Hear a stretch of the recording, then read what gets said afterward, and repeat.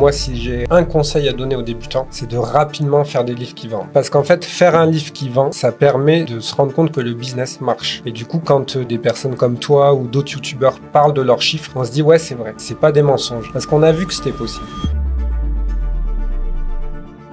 Moi, le message que je veux transmettre, c'est que oui, tu peux écrire sur le sujet que tu as envie, qui te plaît, etc. Mais il faut qu'il y ait quand même de la demande. Oui. Et là, c'est typiquement ce qui s'est passé. En fait, Oui. tu as écrit des sujets où tu avais des compétences, Oui. où tu avais envie, des choses comme ça, mais quand même des sujets où il y a de la demande.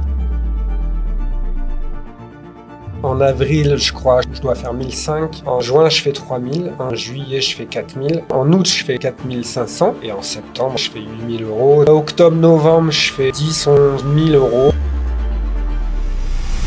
Salut Pierre-Étienne. Salut Jérémy. Merci d'être avec moi aujourd'hui sur ma chaîne YouTube. Ça me fait plaisir que tu sois là. Ce que je te propose, je te présente en une phrase, mais après je te laisserai la parole. Ok. Tu seras plus à même de te présenter que Allez, moi. Ok, on fait comme ça. Du coup, tu es un élève de ma formation. Ça fait à peu près 1 an que tu as rejoint la formation Amazon KDP Pro. Et tu as eu des très bons résultats cette année. Et donc, je pense que c'était intéressant de t'interviewer. Je suis sûr que tu as plein de choses, plein de petits tips à apporter à la communauté. Et c'est pour ça que je suis ravi de t'avoir aujourd'hui avec nous ici. J'ai une première question pour toi.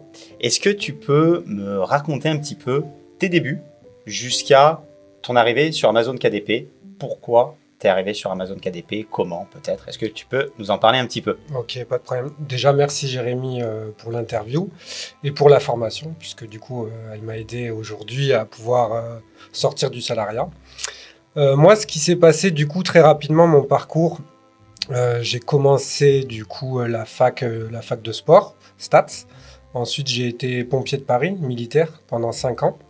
Ça m'a quand même aidé à avoir de la rigueur et du coup, ça aide dans un business autre que le salariat. Ensuite, j'ai été sapeur-pompier professionnel, donc officier. Donc officier, c'est-à-dire on est plus sur une partie management. On a encore un peu d'opérationnel, mais on est quand même beaucoup sur du management. Et du coup, je découvre KDP au moment du Covid. Tout simplement parce que pendant le Covid, du coup, on a eu du temps pour regarder d'autres choses, etc. Et en scrollant, je tombe sur du coup des vidéos de youtubeurs qui font KDP. À ce moment-là, je me dis, tiens, c'est un business en ligne qui me paraît simple, plus simple que dropshipping, plus simple que Amazon FBA, etc. Donc je crée mon compte. Franchement, ça m'a pris 2 minutes. Donc du coup, déjà très simple d'utilisation. Et en fait, j'avais pas mal de livres qui étaient déjà faits, du fait que en fait, j'avais été formateur dans certains domaines, etc. Donc j'avais beaucoup de contenu, que ce soit en PowerPoint, en PDF, voilà, pas mal de contenu, ce qui m'a permis de faire des livres très rapidement dans des niches très ciblées, liées à mes compétences professionnelles. Donc à ce moment-là, j'ai fait tout de suite ce qu'on appelle du high content, donc des livres avec beaucoup de contenu. Et ça a tout de suite marché. J'ai fait très rapidement 1000 euros par mois avec ces livres. Voilà, et j'avais pas énormément de livres, hein, j'avais 7-8 livres, pas plus.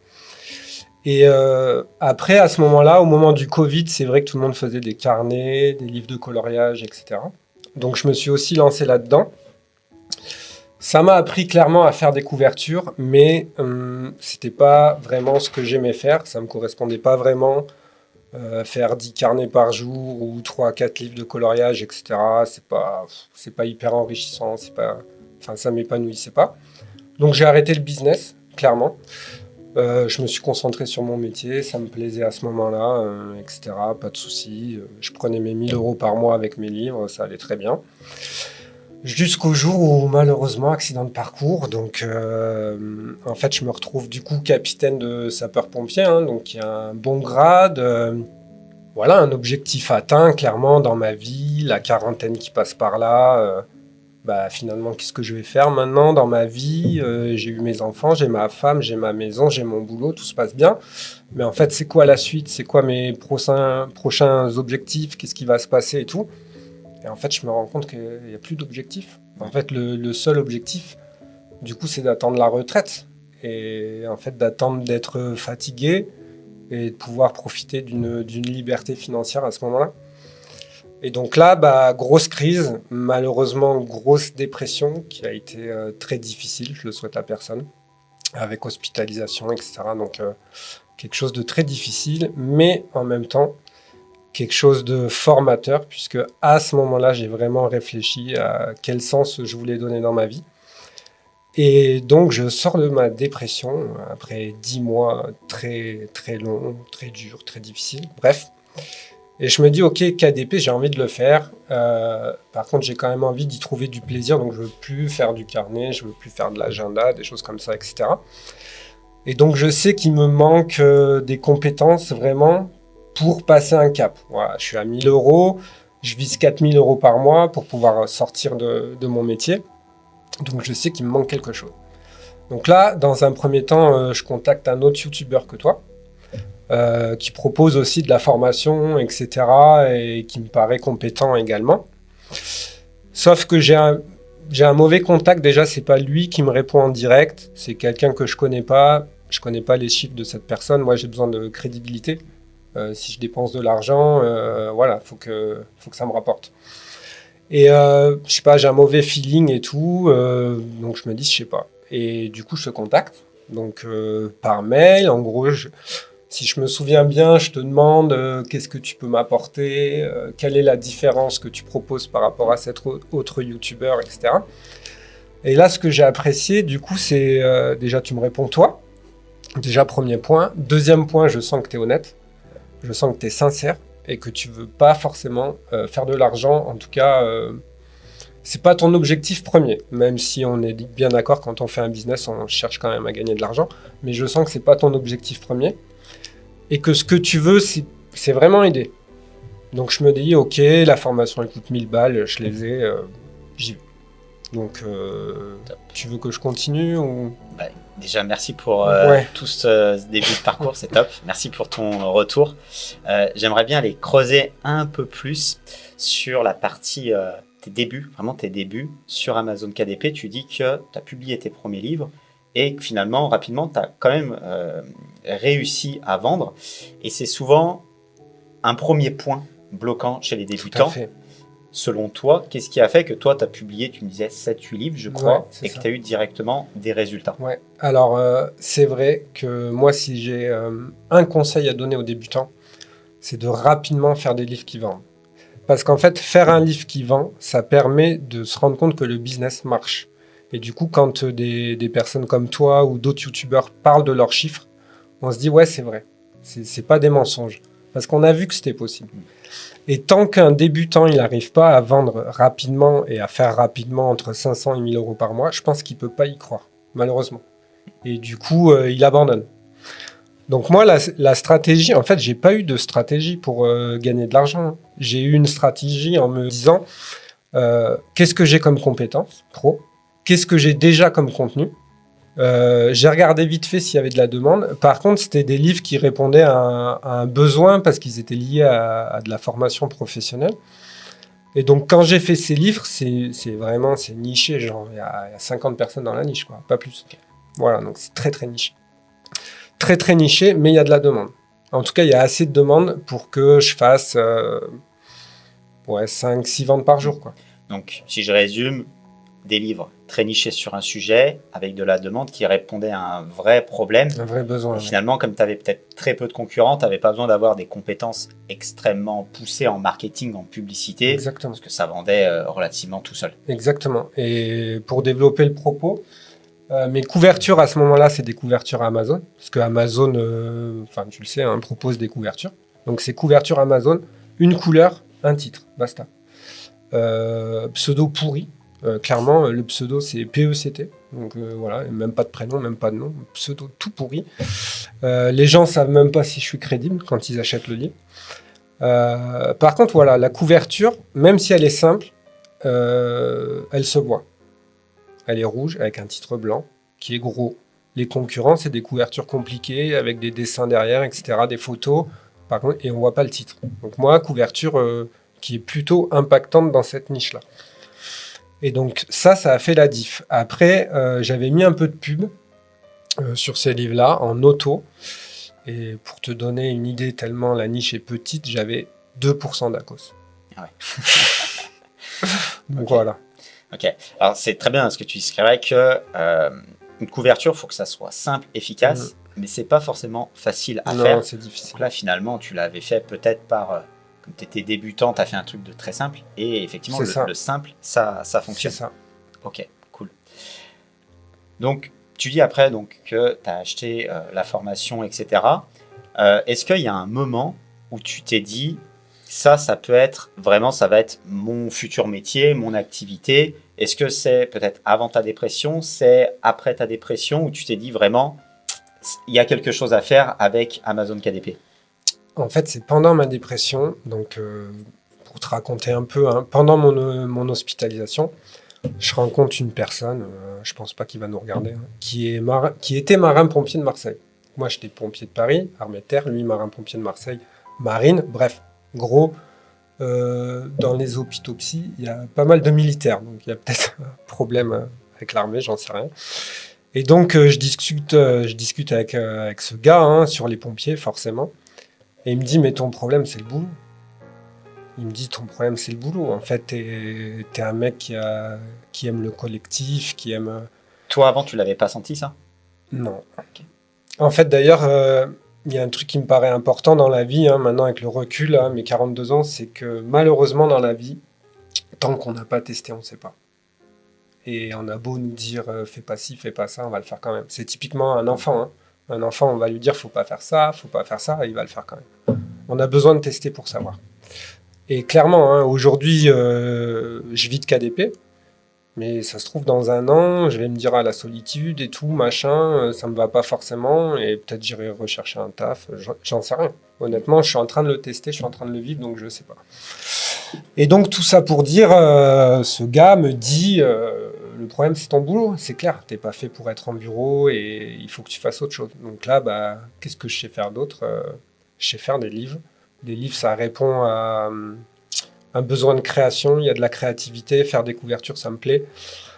Mais après, en fait, je fais deux types de livres. Il y a des livres que je fais pour le business, où je me fais pas forcément plaisir, et des livres où je me fais plaisir, où là, j'écris ce que j'ai envie, sur les sujets que j'ai envie. C'est pas des livres qui vont exploser niveau vente, mais ça me fait plaisir. Et ça, c'est super important, d'avoir du plaisir dans ce qu'on fait. Tu peux nous en dire plus? Parce que les gens, souvent, ils aiment bien, ils me disent, c'est quoi comme type de livre, etc. Alors, je crois que tu as cité, si je dis pas de bêtises, que c'était un peu dans la formation. Ouais. Est-ce que tu peux citer la grande thématique que c'est? Je sais pas, est-ce que c'est des cahiers d'activité? Est-ce que c'est des romans de fantasy? Est-ce que c'est du polar? Ouais, alors du coup, sur la formation, c'est des livres... alors j'ai fait sur le management, sur la formation pour adultes et sur la sécurité incendie. Clairement, trois grosses compétences que j'avais. C'est des livres qui vendent bien. J'ai pas plus à dire dessus. Voilà, j'ai dit ce que j'avais à dire. Et par contre, maintenant, du coup, je me concentre vraiment sur la science-fiction parce que c'est un domaine qui m'a toujours intéressé. Voilà, science-fiction, création de l'univers, etc. Tout ça. Donc là, je suis en train d'écrire plusieurs volumes d'une série. J'ai déjà sorti le premier. Et donc ça, par contre, ça me plaît. Ouais. Ça me plaît, ouais. Vraiment. Et tu vois, il y a plein de gens, alors peut-être, excuse-moi, je te coupe, mais il y a plein de gens qui disent, oui, mais moi, je fais de la science-fiction, c'est saturé, il y a trop de monde. Qu'est-ce que tu en penses, toi, de ce marché, maintenant que tu l'attaques? En fait, le gros avantage de Amazon KDP, c'est qu'on peut faire sa propre promo. C'est pas possible sur les autres plateformes. Et du coup, en fait, toute la partie roman, que ce soit science-fiction, que ce soit romance, etc., d'amour ou je sais pas quoi, il y a beaucoup de grands noms, mais il y a peu d'auto-éditeurs. Les grands noms, c'est clair, on va pas passer devant, ça sert à rien de se battre. Mais par contre, du coup, il y a de la place si on sait faire du marketing. Et pour donner un exemple, mon livre de science-fiction, qui déjà, je l'ai mis trop cher en Kindle, parce qu'en fait, ça vend beaucoup en Kindle, ce genre de livre. Donc là, je sais qu'il est trop cher, mais j'attends de faire plusieurs volumes pour baisser le prix. En gros, j'en vends quand même un par jour. Un par jour. Dessus, j'ai 6,50 € de royalties. Voilà, c'est pas mal. Là, après, avec plusieurs volumes, je vise plusieurs ventes par jour en baissant mes prix et en augmentant le marketing dessus. Parce que j'y crois, hein, tout simplement. Voilà. Tu t'es mis aussi sur KDP Select? Je suis sur KDP Select et après, j'ai aussi une autre niche qui a bien fonctionné. Du coup, j'ai écrit sur la dépression, mon parcours, etc. et comment je m'en suis sorti. Et la santé mentale, c'est un sujet qui fonctionne. Moi, j'ai livré un témoignage, hein, c'est pas du tout un livre business, mais ça marche. Voilà. C'est super intéressant parce que souvent, moi je dis qu'il faut rechercher une niche, etc. Et les personnes qui me contactent, elles me disent oui, mais moi j'ai pas envie d'écrire sur tel sujet, je veux écrire sur un sujet qui me concerne. Et en fait, moi le message que je veux transmettre, c'est que oui, tu peux écrire sur le sujet que tu as envie, qui te plaît, etc. Mais il faut qu'il y ait quand même de la demande. Oui. Et là, c'est typiquement ce qui s'est passé. En fait, tu as écrit des sujets où tu avais des compétences, où tu avais envie, des choses comme ça, mais quand même des sujets où il y a de la demande. Oui, parce que aussi, quand on travaille sur KDP, on sait analyser la demande. Donc, s'il n'y avait pas de demande sur la dépression ou sur la partie que je vise dans la science-fiction, je ne l'aurais pas fait. Typiquement, je sais que tu as fait un livre sur KDP, hein, pas de souci. Moi, la niche KDP, je l'ai regardée. Je ne l'ai pas trouvé formidable, donc je ne suis pas allé dedans. Après, toi, tu as ta crédibilité, ta chaîne YouTube, etc. Donc, je comprends C'est du bénévolat. Je comprends que tu ailles dedans, voilà. Je ne veux pas gagner de l'argent avec ce livre. Voilà. Mais, il est là pour ceux qui veulent l'acheter. Mais clairement, voilà, j'ai analysé la niche. J'aurais pu faire un livre. Hein. Voilà, aujourd'hui, je maîtrise. Je pouvais facilement faire un livre là-dessus. Mais pour moi, la niche, elle n'est pas assez forte et je ne vais pas perdre de temps là-dessus, quoi. Ouais, voilà. Tout à fait. Ok, cool. Je reviens un petit peu dans le fil conducteur. Tu me disais donc que tu as pris ma formation. Qu'est-ce qui t'a poussé à aller chercher une formation? Parce que tu avais déjà quand même quelques résultats. Alors maintenant qu'on a bien évolué, on en reparlera après. Mais du coup, qu'est-ce qui t'a poussé à te dire j'ai besoin finalement d'une formation, d'un accompagnement, de quelque chose pour aller plus loin? Tout simplement parce que déjà tu donnes tes chiffres. Donc je savais que c'était possible de faire ces chiffres-là. Et moi, mon objectif, c'était juste de remplacer mon salaire. Je cherche pas à faire des énormes chiffres, même si c'est vrai que ça fait toujours rêver, mais c'est pas mon but premier. Mon but premier, c'était remplacer mon salaire pour quitter mon travail. Et pourquoi je vais dans la formation? Parce que je sais qu'il me manque des compétences. Comme je te disais, j'avais des ACOS à maximum 10%, donc je savais que c'était pas assez, qu'il y avait moyen de faire mieux sur la pub, peut-être sur mes couvertures, peut-être sur mes intérieurs, etc. Je savais pas trop, donc je me suis dit, si je veux me professionnaliser, il faut que je me forme. En fait, pour moi, je le dis du coup à ceux qui nous regardent, mais on peut pas se professionnaliser si on se forme pas. Quand on fait un métier, on se forme, en fait, tout simplement. Ça paraît évident. Voilà, on ne fait pas un métier sans se former. Ça n'existe pas. Et c'est pareil pour KDP, en fait. Il faut se former. Je rebondis du coup pour ceux qui nous regardent sur la partie ACOS, parce qu'on pourrait se dire, il est fou, s'il a un ACOS de 2%, de 5% ou de 10%, c'est génial.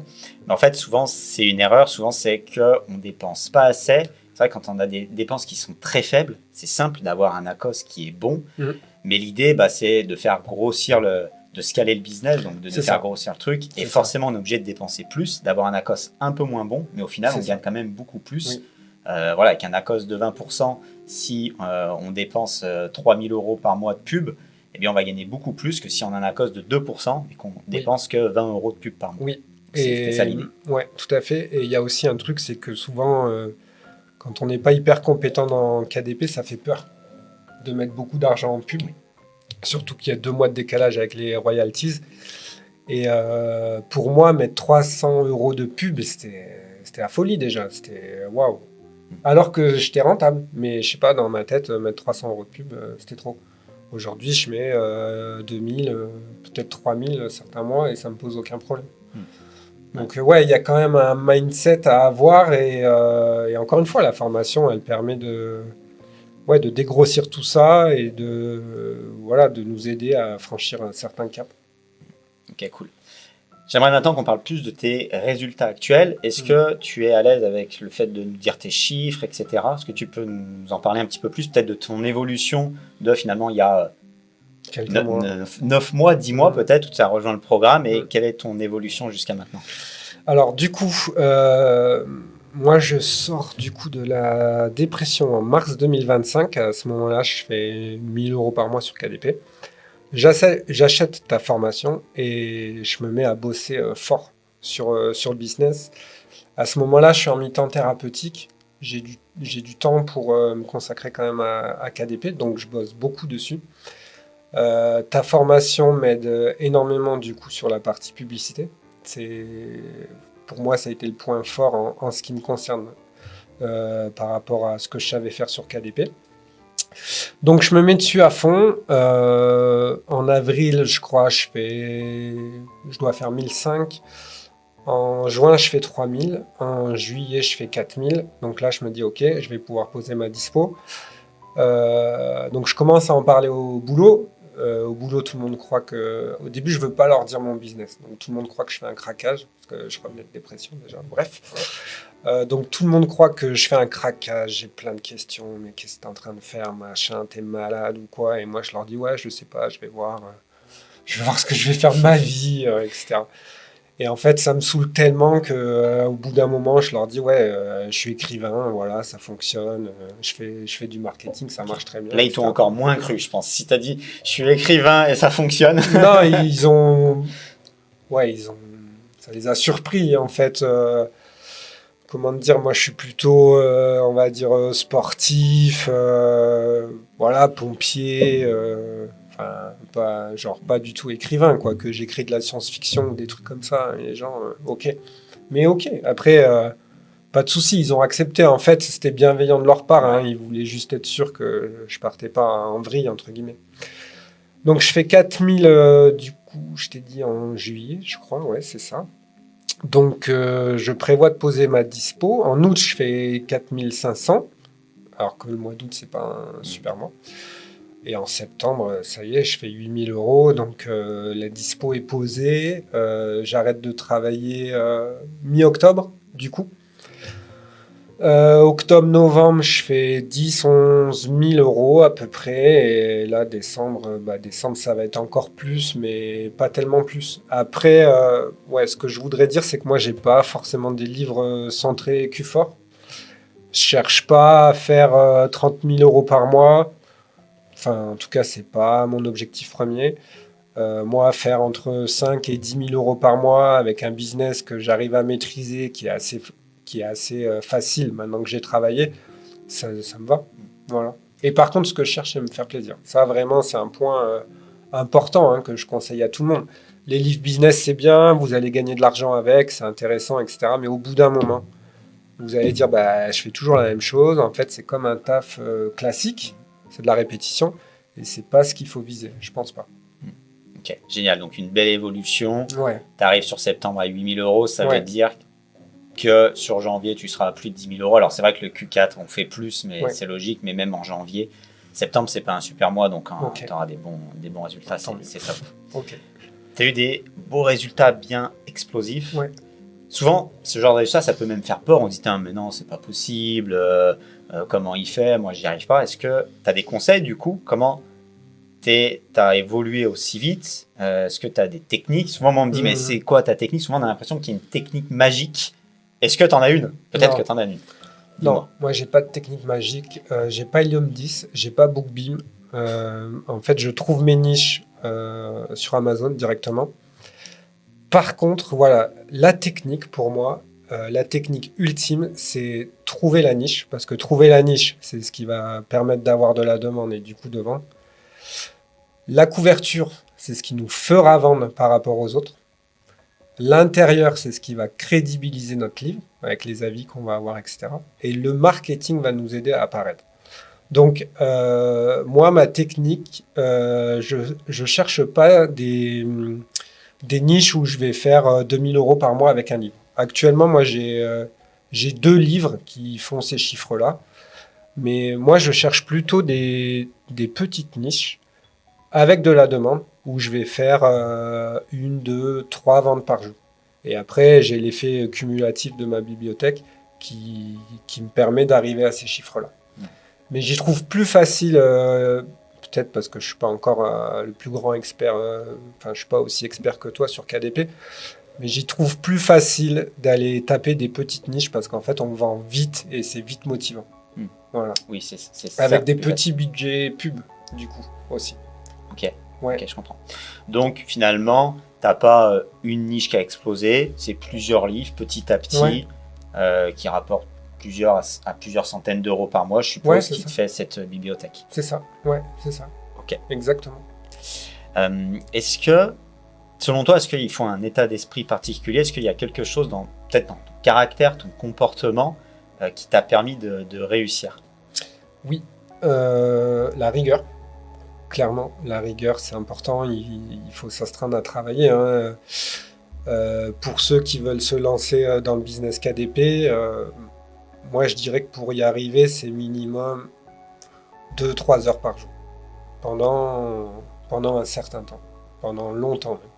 Et si vous travaillez et que vous vous lancez dans le business KDP, bah, voilà, faut prévenir votre épouse si vous en avez une, etc. Mais ça va prendre du temps. On ne fait pas 7-8 000 euros par mois en 2 minutes. Donc ça, c'est important. Ça prend du temps. Est-ce que tu as un ordre d'idée du temps? Parce que moi, je l'ai, souvent je le dis en vidéo. Est-ce que selon toi, combien de temps ça prend pour avoir des résultats satisfaisants?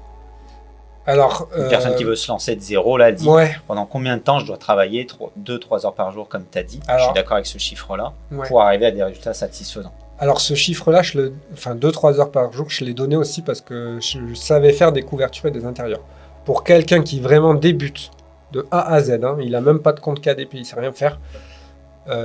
Lui, pour moi, va falloir qu'il bosse au début 7-8 heures par jour. Il faut vraiment qu'il engrange de l'info, qu'il comprenne, etc., qu'il s'entraîne, qu'il publie du carnet, tant pis, pour s'entraîner, à nicher, etc., à comprendre l'algorithme, à comprendre le business, etc. Mais je pense qu'une personne qui débute vraiment, si elle veut quitter son travail, il va falloir 1 an d'investissement et de travail, je pense. Ok. Voilà. Ouais, c'est exactement ce que je dis. Moi, je dis souvent, Ok. pour Amazon KDP, même je pense pour la plupart des business, il faut essayer pendant 1 an complet pour vraiment commencer à maîtriser, comprendre comment le business fonctionne, avoir les premiers livres qui vont C'est ça. ranker, C'est petit ça. à petit, il va avoir l'effet boule de neige, C'est sortir ça. un 2e tome, etc. C'est ça. Et c'est vrai qu'on a le défaut souvent d'avoir un peu le syndrome de l'objet brillant. On teste quelque chose pendant 1 mois, et puis après, on va sur un autre projet C'est ça. pendant un autre mois, et finalement, on n'arrive rien à faire. C'est ça.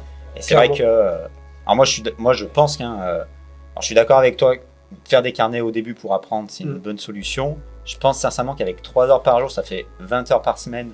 Si on fait ça pendant 1 an, on a des résultats. Alors après, Ça dépendra c'est- du type de livre.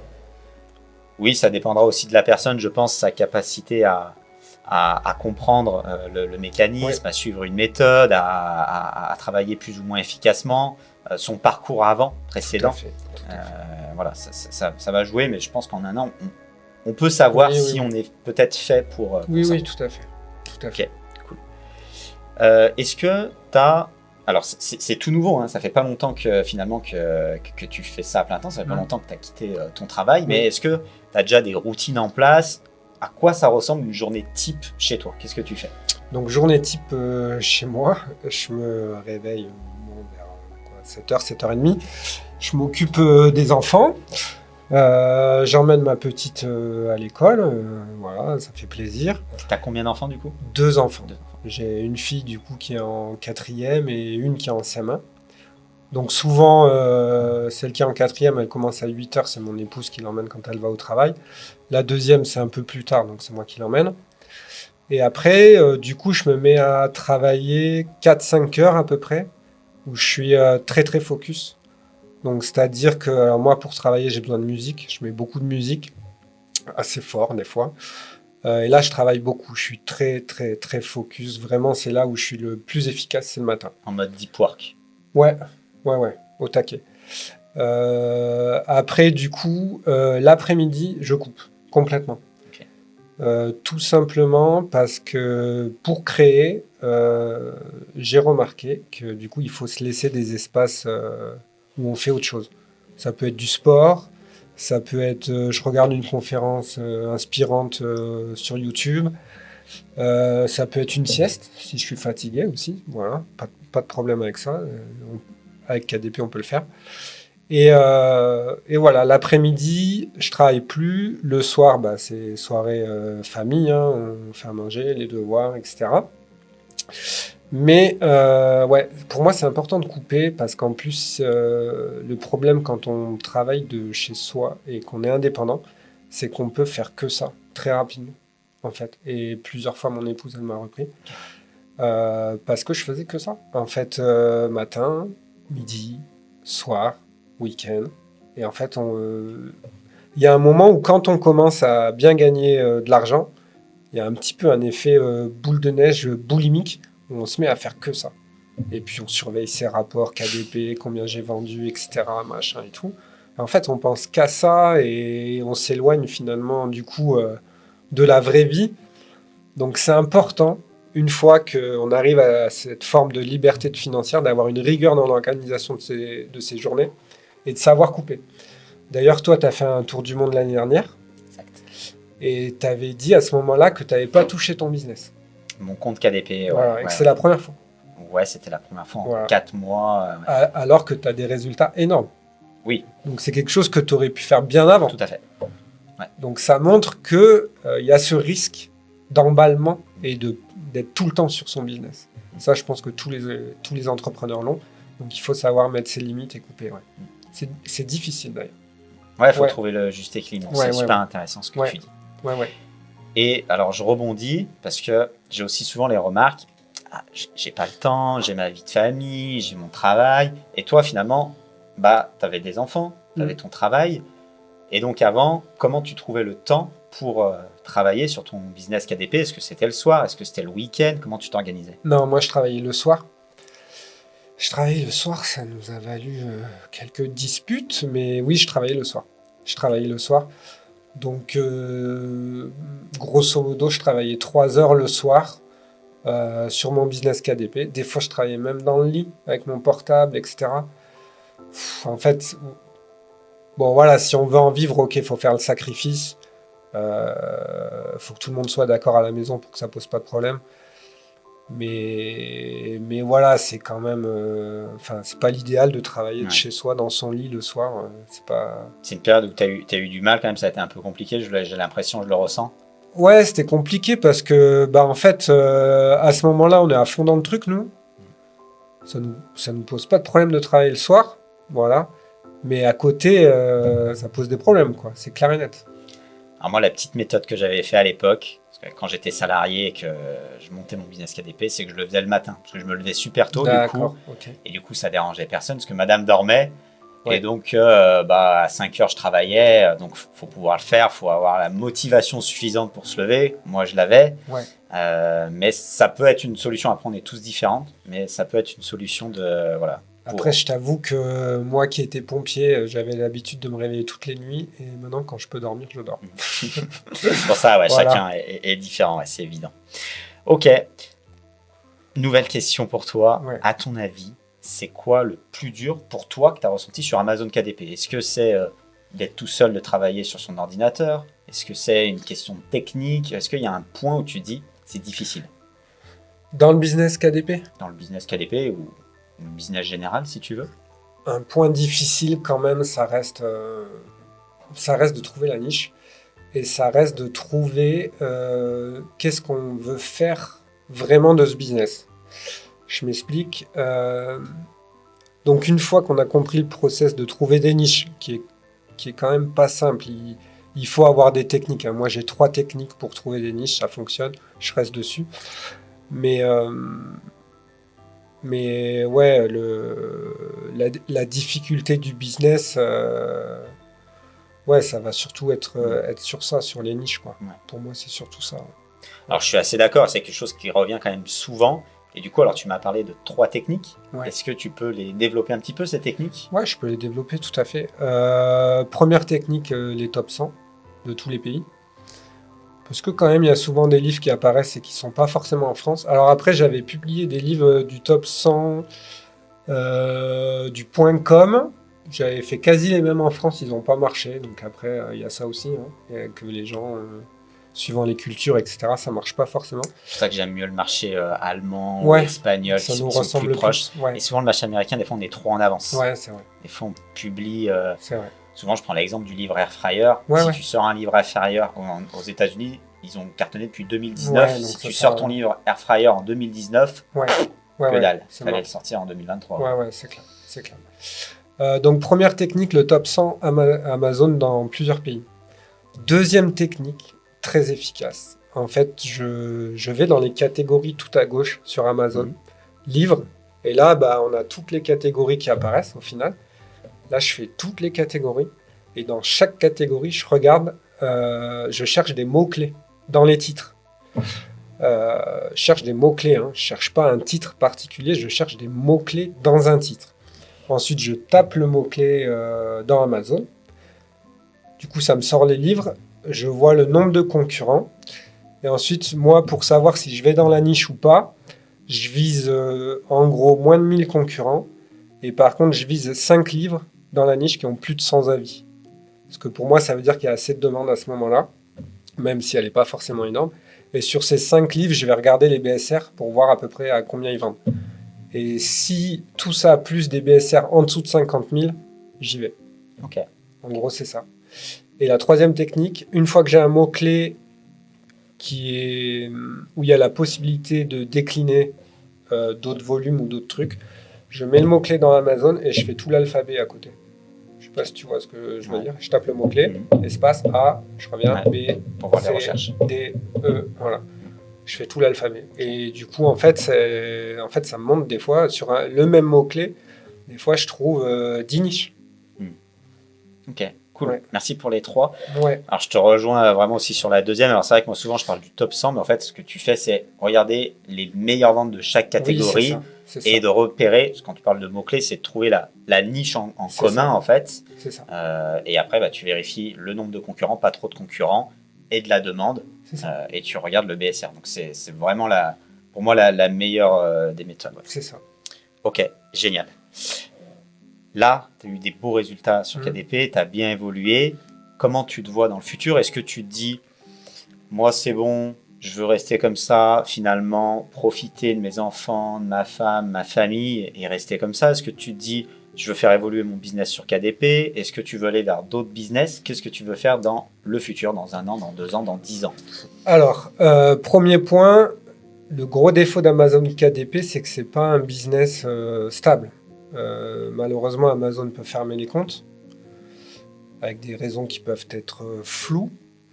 Et deuxièmement, avec l'IA, les réglementations européennes qui arrivent avec l'IA Act, etc., on ne peut pas dire que dans 10 ans, ce business sera toujours rentable, il sera toujours viable, etc. Donc là, actuellement, ce que je fais, c'est que je mets pas mal d'argent de côté, que je place dans différents investissements, pour m'assurer une sécurité financière au cas où. Et après, aujourd'hui, moi, j'ai fait beaucoup de livres quand même business qui m'ont permis d'atteindre ces résultats-là. Maintenant que j'ai ces résultats-là, je cherche pas forcément à aller plus loin, parce que j'en ressens pas le besoin. Par contre, je veux faire des livres qui me plaisent, des livres qui me ressemblent, des livres où j'ai des choses à dire, etc. Parce que c'est ça qui m'épanouit. Et aujourd'hui, en fait, j'ai envie de basculer de Monsieur Business KDP à vraiment l'écrivain. Voilà. Ok, génial. Ouais. Génial comme discours. N'allons pas en chercher plus et profiter, c'est top. Alors, on sort un peu du sujet KDP, mais du coup, tu dis que tu investis un petit peu. Est-ce que tu peux nous en parler en 2 mots? Oui, alors, mes investissements, ils sont classiques, hein. J'ai essayé la crypto, je me suis ramassé, donc j'ai arrêté. Du coup, investissement, j'investis PER, plan épargne retraite, parce que ça permet de défiscaliser et ça permet du coup de préparer sa retraite. Quand on est entrepreneur, c'est important. Après, assurance vie, classique. Voilà, une assurance vie, c'est quand même un investissement qui rapporte, clairement. C'est pas des milliers d'euros, mais ça rapporte. Ça rapporte, c'est intéressant. Et après, PEA. PEA, où j'ai un profil un peu plus risqué que sur l'assurance vie. J'ai tout mis en gestion. Je gère pas moi. Et voilà, j'investis principalement dans ces 3 domaines. L'immobilier, j'en ai fait un peu, mais je trouve que c'est trop taxé et je trouve que c'est compliqué avec les lois qui changent tout le temps, les locataires qui peuvent être compliqués. Donc en fait, l'immobilier, pour moi, c'est plus une source de problèmes qu'une source de revenus. Et au final, je vois qu'avec une assurance vie où il y a assez d'argent de placer dessus, au final... c'est un loyer qui rentre sans prise de tête et avec beaucoup moins de taxes. Donc, pas de prise de tête et finalement Ouais, pas c'est trop ça. risqué. On enlève le côté Ouais, c'est crypto et tu restes dans des Ouais, trucs ouais, très classiques. crypto, j'ai trop perdu. Top. Ouais. Ok, j'ai une dernière question pour Mm. toi. Est-ce que tu peux donner un conseil à la communauté, un Ouais. conseil qu'on n'a pas encore évoqué jusqu'à présent, donc quelque chose dont on n'a pas parlé et qui pourrait leur servir, que ce soit sur KDP, sur l'organisation, sur le business en général? Un conseil, faire simple. Franchement, faire simple. En fait, c'est difficile de faire simple, mais c'est ce qu'il faut faire. C'est que moi, ouais, à un moment donné, j'ai voulu faire des couvertures de dingue où je me prenais la tête pendant des jours avec des titres, du relief, des images, un truc super chiadé, super propre et tout. En fait, ça sert à rien. Moi, mes couvertures qui marchent le mieux, vraiment le mieux, c'est un fond uni, un titre qui ressort très gros et basta. Mais c'est dur à faire. Il faut trouver la bonne couleur et le bon titre. Le nom du titre est extrêmement important. Enfin, le nom du titre, je ne sais pas si on peut dire Le comme titre. ça. Le titre, c'est extrêmement important. C'est extrêmement important. Ouais. Bah, quand je vois, par exemple, quelqu'un que j'aime bien écouter, Laurent Alexandre, je crois que tu l'écoutes aussi, son dernier livre, c'est Ne faites plus d'études. C'est un titre génial. Pour moi, c'est un titre génial, clairement. Qui est percutant. Qui est percutant. Et la couverture est simple. Hein. Uni et le titre. Alors, je suis d'accord avec toi. Quelque chose de simple, ça fonctionne bien sur Amazon. Ouais. Et c'est exactement ce que tu dis. Hein. C'est compliqué à faire. Ouais. Souvent, on veut rajouter des choses. Et c'est pas si simple. Et souvent, en fait, il y a de la réflexion derrière. On ne se rend pas compte, mais quand on voit une couverture juste avec un titre, à premier abord, la plupart disent bah, c'est bidon, je peux le faire, c'est très simple. Mais en fait, il y a souvent de la réflexion derrière. Ouais. D'ailleurs, tu as dû voir les livres Rupture goût framboise ou choses comme ça. Ils sont super simples. C'est beaucoup aussi, ça marche beaucoup avec TikTok. Ça marche beaucoup avec TikTok. Mais la couverture est très simple. Ouais. Tout à fait. Ouais. Tout à fait. Cool. Eh bien, écoute, merci pour ce moment qu'on vient de partager. Ça me fait plaisir de te recevoir. Merci à toi. Je te souhaite bonne continuation, le meilleur, que tes chiffres continuent à aller dans le sens que tu le souhaites. Merci. Merci à tous. Dites-moi en commentaire si ce format il vous a plu. Si vous avez des questions, n'hésitez pas. Peut-être que tu passeras répondre aux commentaires. Et je vous dis à bientôt pour une prochaine vidéo. Allez, ciao.